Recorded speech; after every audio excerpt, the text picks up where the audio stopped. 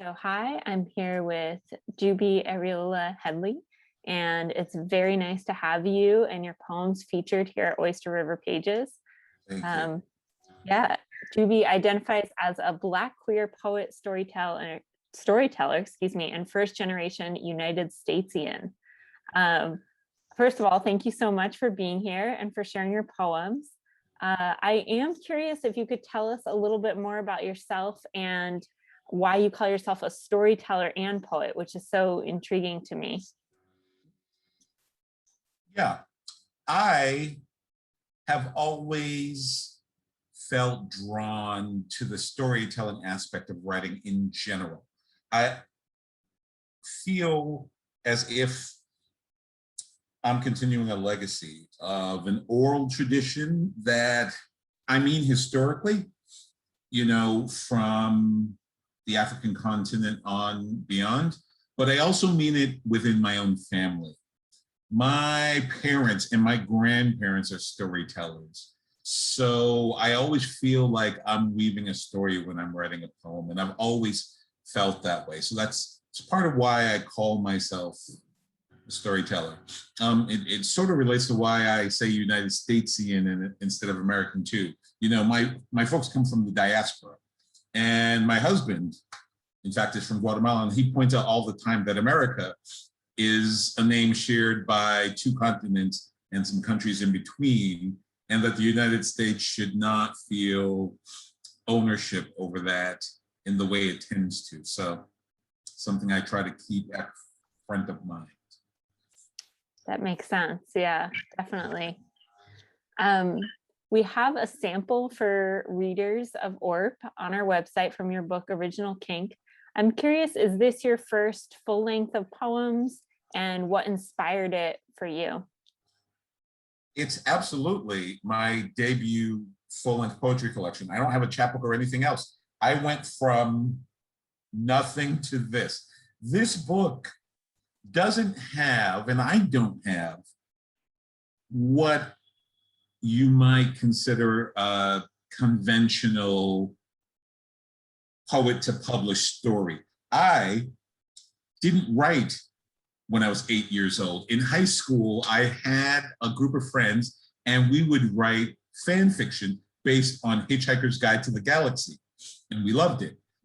But other than some experiences in college, which led me to believe I was not meant to be a writer because I was kind of told that, I didn't write. I wanted to write back then, but because I had some negative experiences, I didn't try to write again until my 40s. I'm 51 now, I'll be 52 this year. I woke up one day about 7 years ago with a drive, with a mission. I need to write a book about my father. That is as true as if I tell you it's raining outside in South Florida right now, because it is. Or I perceive the sky as blue on a sunny day. I do. I just woke up and I suddenly knew, like I know I'm Black, like I know I'm gay, like I know so many things. I had to write a book about my father. Turns out that's not actually what I need to do, but in the beginning, that's how I framed it. And I thought it was supposed to be nonfiction. And I tried to write it in nonfiction, and I investigated how to get published. I tried to get into workshops like Bona in Tin House with my nonfiction. And I'm not a terrible writer of nonfiction, but it didn't sing. And for a year or 2 years, I tried to do that. And one day, a poet said to me, you should take a poetry class, it might help. And I was desperate because I felt this drive, and I'd reached a point where I thought, I need to publish this book. And it never occurred to me, I don't have the talent to write this book, or the skill, or the whatever it is it takes to get this book done and published. I may not have it. So I was desperate, and I said, okay, I'll take a poetry class. And I was one of those people who thought I didn't get poetry, who'd had Yeats and Keats and Longfellow read to me, and sometimes it resonated and sometimes it very much didn't. And I thought I didn't get it. And I took this class, and I don't know if it was the combination of the poetry that the workshop leader read that day plus what I wrote, but I have never taken to something that quickly. I was just entranced. And I'm lucky, I think, because I'm sure those first poems I wrote this time, I guess it would be it's really recent, the beginning of 2015. I guess these poems I wrote, I'm guessing if I revisited them, I would think they were other shit. But I showed them to people and nobody said, you need to stop, this is terrible. They said, we're so glad you're excited about poetry. Keep working, keep reading, keep studying.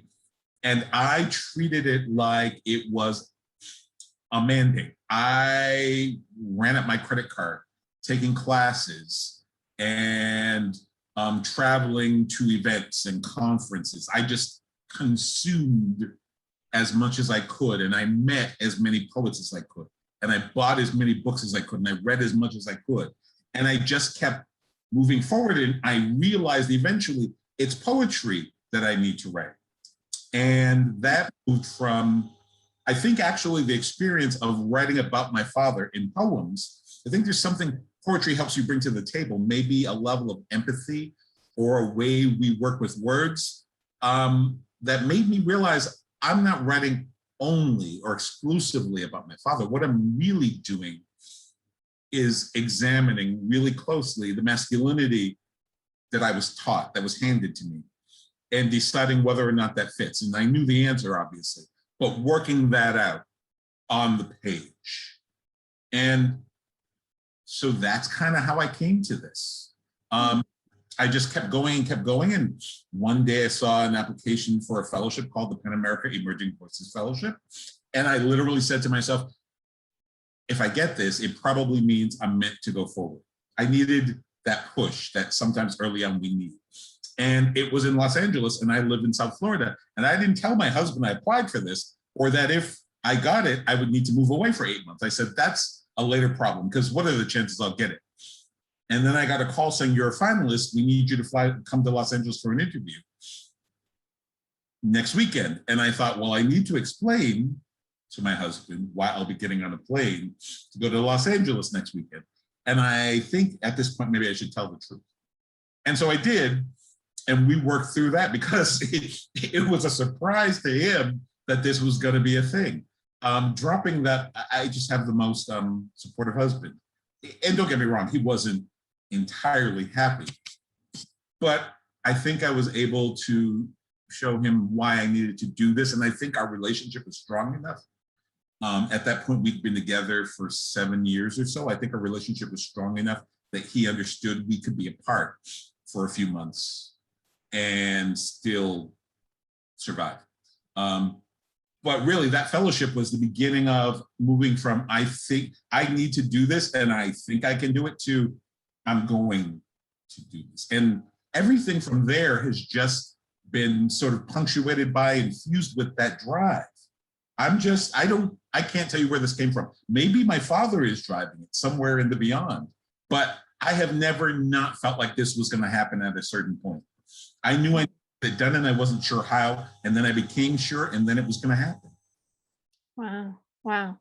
So is Original Kink, is that book about your father? Did you always conceive of it as this cohesive piece, or did the book come together because it started with your father and then different pieces became a part of it? It's not what I thought it would be. First of all, like I said, I began thinking I was going to write nonfiction, and I was making that very early writer mistake, perhaps of treating it like therapy, but absolutely not creating a fully fleshed out, rounded character. My father and I didn't have the greatest relationship, and he was entirely villain in my early writing. And as I worked on my poetry and wrote more poetry and struggled to tell the truth, I realized, A, that literally wasn't the case. He was not that person. But B, I wouldn't write anything meaningful if I didn't really investigate my own role, ways in which I might have been complicit or silent. Whether or not I was a 5-year-old and could or could not say anything, I had to examine it. There's this song, and it's not like I'm the hugest fan of Usher, I'm not, but he has a song from like 15 years ago called Confessions. And there's a line in it that says, if I'm going to tell it, then I got to tell it all. And there was a point at which when I was writing the poetry, I realized I need to do that. I need to investigate, not, this book isn't about my father. This book is about who I think my father wanted me to be and how I can't be that person and why I can't be that person and why it took me this long to be okay not being able to be that person, or more honestly, becoming through the process of writing all this down, becoming okay not being that person, and envisioning a future where I am the person I want to be. However that relates to masculinity. So this is very much a more expansive book than I expected. I thought one day, 7 odd years ago, that I was going to write a book about my dad and just tell the truth about him. But not only did I not write a book that focused exclusively on him, I had to expand my sense of what the truth was. I had to reckon with, I had to be honest with myself in a way that I hadn't been up to then. You know, I had to acknowledge who he really was, what his flaws and assets were, what mine were. And so as it became more expansive, I started to think about masculinity more broadly. Where are all the places in the world that I've intersected with masculinity? And that might have been, you know, when I was a 5-year-old, and I swear to you, I fell in love with a 10-year-old boy one day at a party at my house where I fell and skinned my knee. And this boy put his arm around my shoulder and put my head on his chest and comforted me. And if that boy had told me, leave with me now, at that moment, he was the sun, the moon, he was the universe, I'd have done it. So I wrote a poem about that. I wrote this poem, we're talking about how to love your mother-in-law, which was really born, I should say, it's really about my husband and me mirroring the way that him and my mother interact. My mother adores to the extent where they sometimes stay up well after I've gone to bed drinking and talking, because my husband is that paragon of patience. He is that husband that every woman of a certain age loves. He will, you know, hold your arm and walk as slow as you need him to cross the street. He's chivalrous. He can listen for hours. They love him. And I was in a workshop actually, and I was talking to a woman who I now count as a friend. And she said to me what I thought was the most stunning thing I had heard in a long time. Because we were talking about my relationship. And she said, I didn't think that kind of love existed, and I doubt I'll ever have it. And I just thought, wow. Like she was disbelieving that it really existed. So it was a workshop with Willie Perdomo, actually, the poet Willie Perdomo, and it's about production, among many things. And he's an amazing poet, wonderful teacher. But we had to write a new poem every day we were in that workshop, that week-long workshop. And so that night I went back to my room and I wrote a poem to say, this is real. And that's how that poem was born. Wow. Really just took the opportunity to think about, okay, it's not just about your father, it's about all the things you believe in the world that are wrong and right. This book is going to be infused with some joy as well as pain. And you're going to take a really expansive notion of how a fat Black queer body should move in the world and should be able to move and see what people think. That's so important. You remind me of one of the poems that our readers have, which is Reasons I Love Myself, where you use your laugh to talk about so many things, so many deeper issues. You say like nations we haven't fought for yet, or persisting. Can you talk more about that poem and what that means? For sure. I was reading an essay by Philip, and I do not, honestly, I've never met him or heard him read. I don't know how he pronounces his last name. I want to say Metra or Meters, Philip Meters or Metra. And he was talking about the ways in which he perceives there's a silence around how we should think about, how we should reckon with the relationship as it exists or doesn't exist between Israel and Palestine. And it's something I'm very conflicted about, and it feels to me very truly like a third rail, as folks often say, of dialogue. And I feel like I could know more. But what I do believe is that we've got to find a way to embrace the Palestinian people in ways that our policies have not seemed to, and absolutely in ways that the last administration reversed to the extent they could. And in ways that the current administration of Israel seems hell-bent on denying. So I am not, again, an expert, but I have this belief. And I thought to myself, actually, the poem didn't start out being about creating an opportunity for that. When I sit down and write a poem, usually I try to let the poem tell me what it needs to be, which obviously it comes from your head, but there's a lot of, I'm never 100% sure what's going to come next. And when I am sure what's going to come next, sometimes that's bad.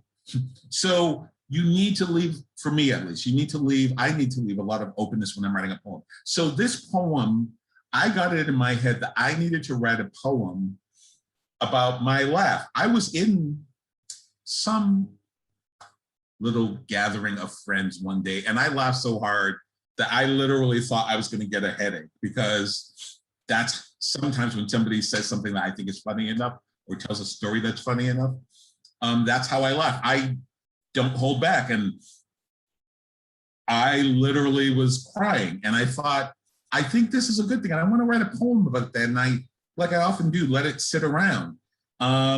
And then one day I just started writing, and that's what came out. And I had to sit with it for a minute and think, is this what you want to do with this poem? And I thought, this is what needs to be done with this poem.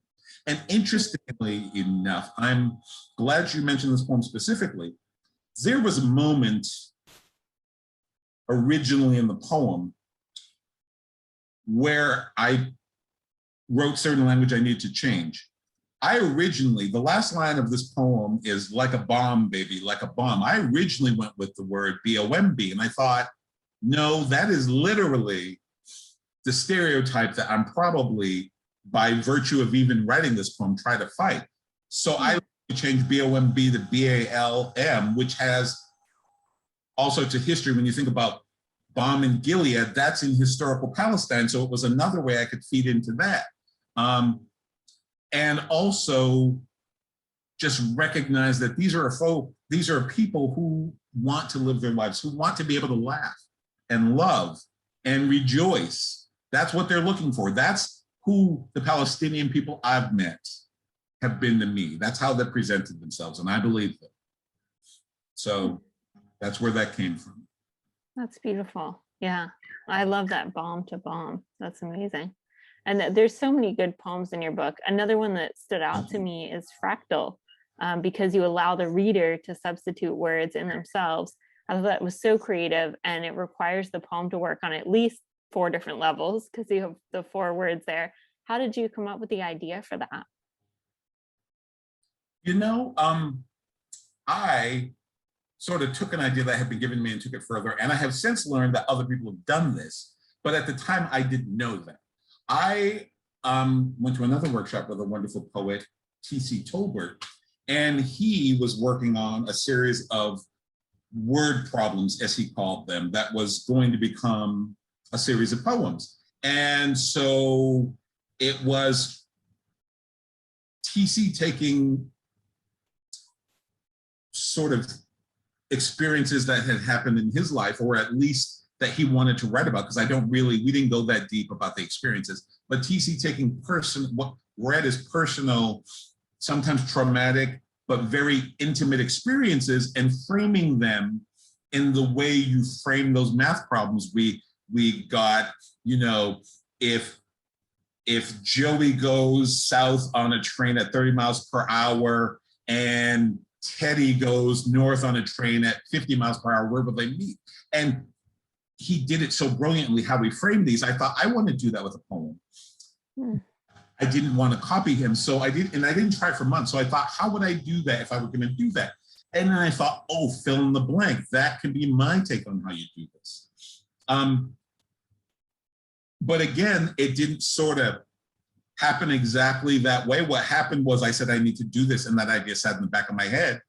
And then I had an idea that I wanted to write about fractals, because somebody wrote a poem titled Fractal. I came across it. I can't remember who now. And I thought, oh, that's a cool topic. I would do it differently. How would I do it? And then I sort of made the connection. Oh, I could do this poem as a word problem. And again, you know, I'm loving the questions you're asking me, because they get at me revealing my process in a way. Those 4 words changed maybe 100 times. The body of the poem came relatively easy. There was some tweaking there over time, but what changed, what I never felt comfortable with until near the last iteration, was those 4 words. They were very different. Memory was not originally one of the words. I brought that in. Resistance wasn't. I think love was, and I thought, no, we can't do love. That's too easy. We can't do love, because I'm a poet, you know, it's kind of on the nose. What words would I really want to use in there? And then I realized there was a point at which I thought, and I have done this, I don't know if other poets do this, but one of the things I did when I was assembling the book is I started to tweak poems in relation to poems that sat around them. So sometimes moments got changed because I was like, this poem needs to be in this space in the book, but it's not working perfectly where it is, the way Jubi's head thinks about it. So he's going to tweak 1 or 2 words, and then it'll fit better. I literally did that. And I don't know if everybody does that, but I did. And so that's the kind of experience I had writing this collection. I would work on every poem I wrote from the beginning of 2017 until April of 2020 was a candidate for this book.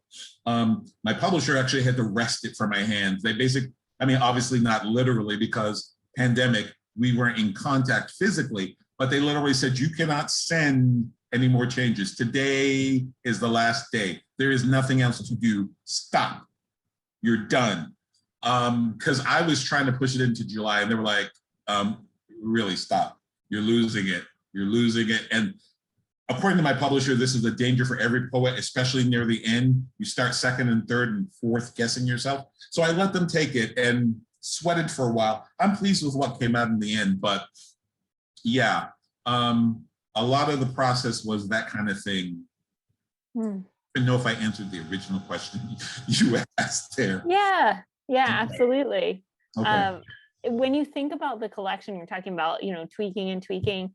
I was curious if you have a favorite poem or 2 and why. You know, there are some, I love so many poems. Okay, there are some poems on the list of poems that will be featured with your journal that are some of my favorites. There are some that are not, but literally I have a story behind every poem. How to Love Your Mother-in-Law is one of my favorites because of how it was born. And because it's the one homage to my husband that's in the book, specifically to him. Hustle is a favorite of mine because it's about my father. And it's the beginning of me really just saying, okay, you know what? This is a flawed, maybe fractured man, but he's human and he's fallible, but he also loved you. And you need to wrap the entirety of him into a poem. I mean, Daddy, there's another poem in the book that's obviously about my father that's more narrative, but this is in my mind, this is if I was writing my father's manifesto, how it would come out on the page. And so I love that one because I really, when I was done, felt proud of the balance I'd struck between my father being the larger than life. I mean, literally, my father was 6'5", 250 pounds. He was a womanizer. He was that dude in his friend group that people would be like, yeah, he's going to know where the party is, or yeah, he'll get business taken care of, or yeah, he's going to have the good stuff. He was that guy in his friend group.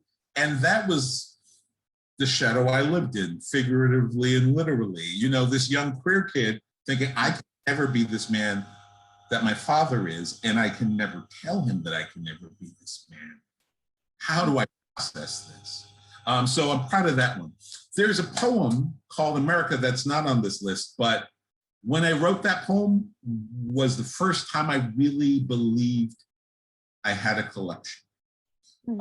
I wrote that poem and I felt like I hit my stride in terms of my voice, because I think my poetic voice, we all have different poetic voices. I think one of the things I love to do is play with vernacular, sort of code switch, high-low speech, but also I like to infuse a lot of humor, sometimes in situations that the external world may not view as humorous, but any of those of us who've been othered or violated in certain ways know how sort of one of the ways you deal with that othering, with that oppression, is to sort of frame in humor, even when that humor is real thin.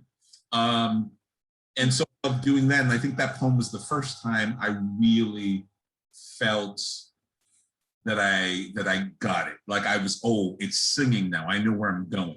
Hot Comb was the hardest poem, the second hardest poem for me to write in the book. And it's because I had a conversation with the poet Douglas Kearney. I was lucky through this fellowship I had. I got to meet lots of amazing poets. And I got to sit down with Douglas Kearney and pick his brain. And he's a brilliant poet who breaks my brain regularly when I try to make sense of the brilliance he's doing in the world.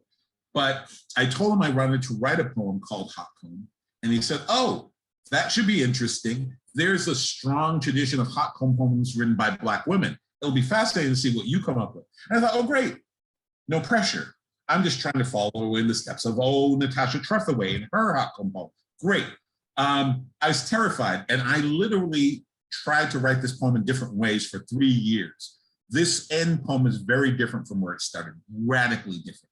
This is one of the situations in which I threw away a poem and started from scratch, and the idea is still there, but it's very different in its execution than it originally was. And I worked on it. I thought I'd come up with something, sent it to a friend of mine, a poet I love and trust, and she said, I see what you're trying to do, but I had fallen into that trap again where I was framing things in a negative way. And she said, if what you're thinking about is the literal notion of the hot comb and Black women doing each other's hair, I remember that time very fondly. It's a time of nostalgia. It's an intimate time between women where we share something that the rest of the world doesn't share with us. And I was blown away. I was like, oh, you're looking at it all wrong. Your orientation is entirely wrong. You need to shift the lens. And so I sat on that for a few days. And then I woke up one morning, because this is something that happens to me occasionally when I'm lucky. I wake up with lines in my head, like I wake myself up because I'm dreaming about them and I think them. And then I'm like, oh, okay, I have a line. And if I don't write those lines down, I lose them by noon. So I just started writing a poem that day and I sent it to her and she was like, yes, this is it. This is better. You understand what I meant. So yeah. And then since you asked, I have obviously lots of favorite poems.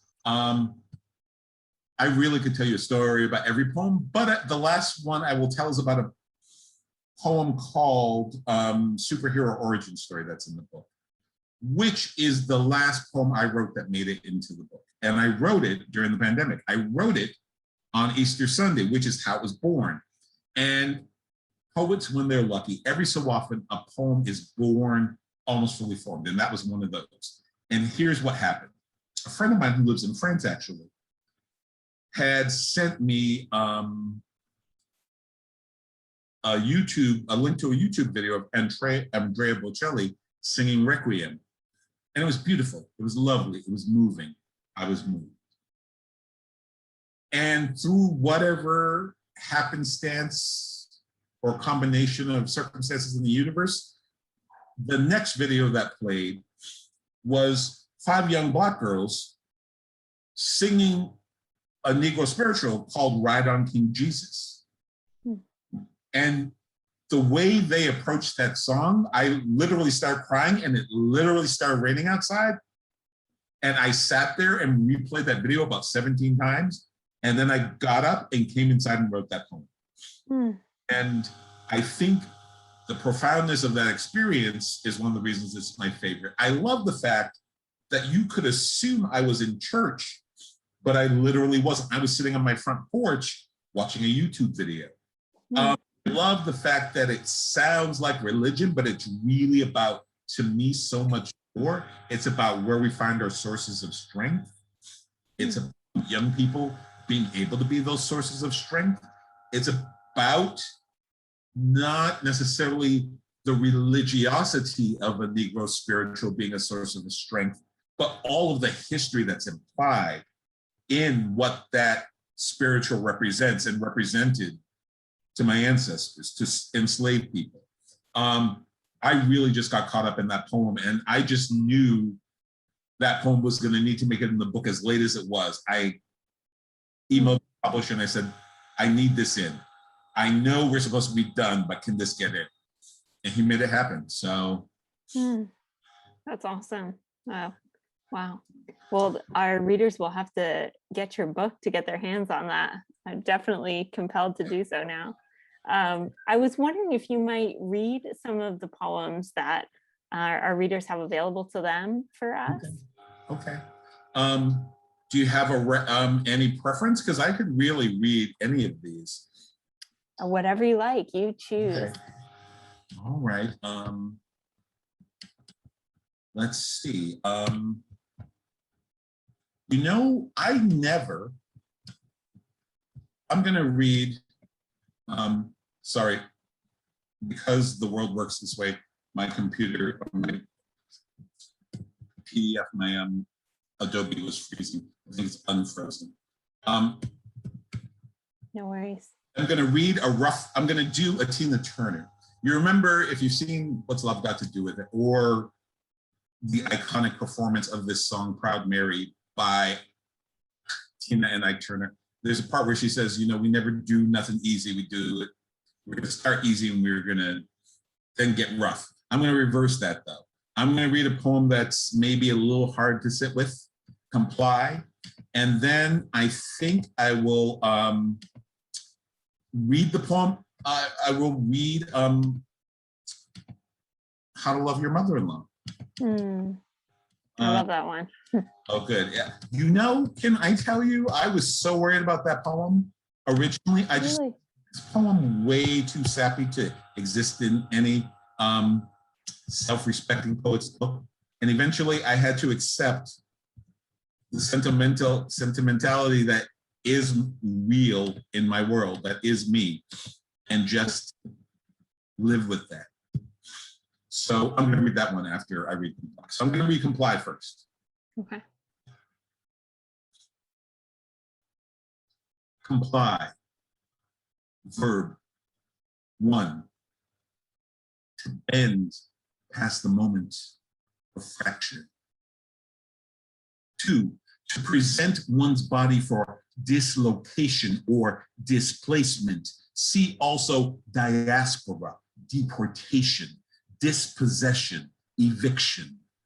3. To tender kisses to concrete with assistance, though unsolicited, which is to say she was asking for it. See also prostrate, grovel, bootlick, beg. 4. To seed the schema of mouth to orifice. See also hole, gap, slot, slit. 5. To yearn for the shrouding of silence. 6. To mortgage one's voice as speculation in breath. See also muzzle, gag, choke, asphyxiate. 7, to sever tongue from spine. You know, it's a sad statement on the world, and if not every poet, I believe every Black poet could produce at least one poem they've written that speaks to the ongoing pandemic of police violence against Black bodies, that feels as resonant in the moment they read it as it did when they first wrote it. And I wrote that poem in, I think, March of 2018. And we didn't know yet about Jacob Blake or George Floyd or so many, or Breonna Taylor, and it just keeps being relevant. And I live for the day when it won't be. I live for the day when it won't be. Yeah, me too. Thank you for reading it and writing it. It's terrible and needs to be said. All right. Now, this is my experience of love in the world. And again, this poem is born, it's me sort of looking at the relationship between my husband and my mother and thinking, how can I capture that with my mother-in-law, my husband's mother? So that's where the poem was born. And this poem is called Como Amar a tu Suegra, or How to Love Your Mother-in-Law. And it's dedicated to my husband, Paulo. 1, visit her on her birthday. Address the birthday card to Mama. Sign it con 1000 abrazos, 1000 besos y amor infinito in your best Google Spanish. Sign the card in your handwriting from both you and her child. Her child's name first. 2, offer to help her prepare dinner. Know that however you knead dough, chop onions, or season the carnitas for the tamales will be a blasphemy to a chef of her skills. Accept whatever correction she's willing to offer with spoonfuls of grace. 3, let her catch you stealing a taste of whatever she's cooking before it's ready, right from the pot. Be unapologetic when she does. Say to her, but it smells so good, Mama. Fix your lips to pout when she plays at swatting your hand away. 4, at dinner, let her catch you plucking a piece of lint from her child's shirt or brushing a rogue hair from her child's cheek. 5, after dinner, offer to do the dishes. Say, this way you two will have some time to yourselves. 6, after dishes, offer to drive everyone in town for helado. Offer Mama your arm as you escort her to the car. Insist that she ride shotgun. 7, hold her child's hand as the two of you decide whether to share 1 or 2 scoops of pistachio or rum raisin. 8, laugh as Mama tells the story of how her child once ran away from home because she refused to serve ice cream for dinner. No matter how many times you've heard this story before. 9, when it's time to say goodbye, lean in close, kiss Mama on the cheek and say to her, the only thing I love more than your son is your tamales. Watch her giggle like she did back when she wore her hair in pigtails. No matter how many times she's heard this before. 10, melt when Mama touches your cheek and says, in her best practiced English, I only make my special birthday tamales for 2 people, my son and the man he married. Melt, no matter how many times you've heard this before. Thank you. Thank you so much. Thank you for reading for us, and thank you for being here with us today. I know Thank you so much for the opportunity. Of course. I know they'll really enjoy getting to know you a little bit after reading your poems. And where can everyone find your book? 2 places. It's officially, of course, for sale at the Sibling Rivalry Press website, and it's literally spelled like you would expect, www.siblingrivalrypress.com. There's a link on my website, which is justjubi.com, JUSTJUBI.com. And of course, there's also Bookshop. We love when you support independent sellers in whichever ways you do. Original Kink, buy it today, please. Hope you enjoy it. Email me if you like it, let me know. Email me if you like it. I like talking about poetry. Awesome. Thank you so much. Thank you so much, Abigail. I really appreciate this. Of course.